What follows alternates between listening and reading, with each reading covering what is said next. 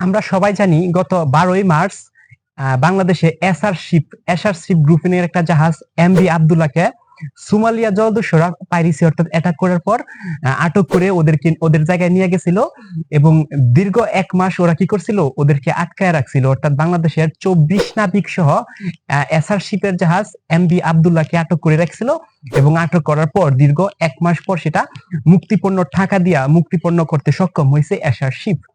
এখন আমি কেন এই জাহাজের কথা বলতেছি, কারণ হচ্ছে গত 12ই মার্চ যখন এই এসআর শিপের জাহাজ এমভি আব্দুল্লাহ আটক হয়েছিল বা সোমালিয়া জলদস্যুরা আটক করে নিয়ে গেছিল, তখন হচ্ছে ওদেরকে নির্যাতন বলতে প্রথম দিকে একটু নির্যাতন করছে, বাট এরপরে কোনো নির্যাতন করে নাই, ওদের সাথে ভালো ব্যবহার করছে। এবং আপনারা অবশ্যই অবগত আছেন এই যে 24 জন নাবিক ছিল যে এই জাহাজে, ওরা হচ্ছে ওই সোমালিয়া ঈদ করছে, অর্থাৎ ঈদের দিন সেমাই রান্না করার জন্য দিছে সোমালিয়া জলদস্যুরা এবং নামাজ পড়ানোর জন্য দিছে।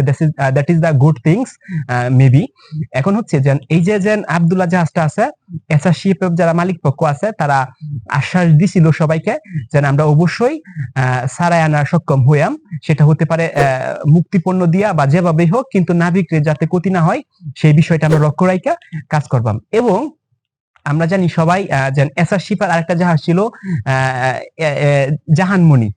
এই জাহানমণিকেও 2010 সালে সোমালিয়া জলদস্যুরা আটক করছিল এবং আটক করার পর মুক্তিপণ্য দেয়া সেম প্রসিডিউরের মাধ্যমেই জাহানমণিকেও উদ্ধার করা সক্ষম হয়েছিল এবং নাবিকগুলো অক্ষত ছিল, একদম সুস্থ ছিল।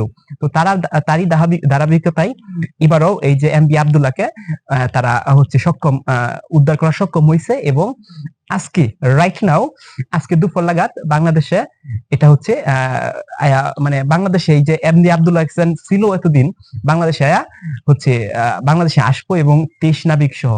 এখন হচ্ছে যে এই যে এমভি আব্দুল্লাহ ছিল, ওরা হচ্ছে জাহাজ যুগে গত ঈদের একদিন পর উদ্ধার হয় এই জাহাজটা মুক্তিপণ্য টাকা দেওয়ার পর সোমালিয়া জলদস্যুরা এই জাহাজটাকে এমভি আব্দুল্লাহ জাহাজটাকে মুক্ত করে দেয় এবং মুক্ত করে দেওয়ার পর এটা আবার দুবাইয়ে আসে এবং এই দুবাইয়ে আসার পর ক্যালসিয়াম কার্বনেট অর্থাৎ চুনা পাথর এটার মধ্যে আবার লুট করার পর বাংলাদেশে আসার কথা। এবং ওইখান থেকে সোমালিয়া থেকে মুক্তি পাওয়ার পর প্রথমে ও দুবাই গেছে, দুবাই যাওয়ার পর এখানে কার্গো আবার আনলোড করার পরে আবার লুট করছে, অর্থাৎ ক্যালসিয়াম কার্বনেট চুনা পাথর আবার লুট করে বাংলাদেশে নিয়ে আসবো। এবং তার মধ্যে এখানে এমভি আব্দুল্লাহর মধ্যে 24 জন নাবিক ছিল, তার মধ্যে একজন নাবিক দুবাই যাওয়ার পর প্লেনে করে বাংলাদেশে চলে আসছে, অর্থাৎ বিমানে করে বাংলাদেশে চলে আসছে। আর বাকি 23 জন নাবিক আছেন তারা এই যে এমভি আব্দুল্লাহ আছে, এমভি আব্দুল্লাহ জাহাজে করেই বাংলাদেশে ফিরবে।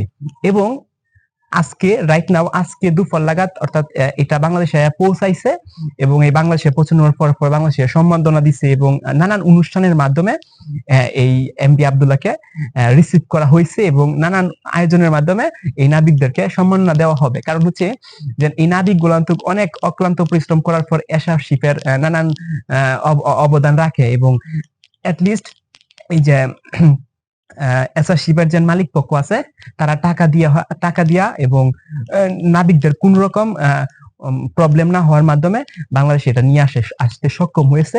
That is the good thing. এবং মানে আমার মনে হয় এটা অনেক ভালো, কারণ অনেকেই আছে যে নাবিকদের দুদিন কোনো ক্ষতি হয়ে যাইতো তাহলে একটা কথা আছে যে টাকার চেয়ে জীবনের মূল্য অনেক বেশি, সেটাই তারা প্রাধান্য দিছে এসআর শিপের যে মালিক পক্ষ আছে। এবং রাইট নাও আজকে এটা আইসা পড়ছে বাংলাদেশে এবং বাংলাদেশের নানান অনুষ্ঠানের মাধ্যমে চট্টগ্রামে তাদেরকে রিসিভ করা হইতাছে। এটা বাংলাদেশের মানুষের জন্য খুবই একটা ভালো নিউজ এবং আমারও মনে হয় গুড থিংস। আর হচ্ছে 23 জন নাবিক সবাই অজ্ঞাত আছে, সবাই ভালো আছে। একজন নাবিক আবার চলে আসছিল বিমানে করে, আর 23 জন নাবিক আজকে বাংলাদেশে ফিরে আসছে। তো সবাই ভালো থাকবেন, সুস্থ থাকবেন। আল্লাহ হাফেজ।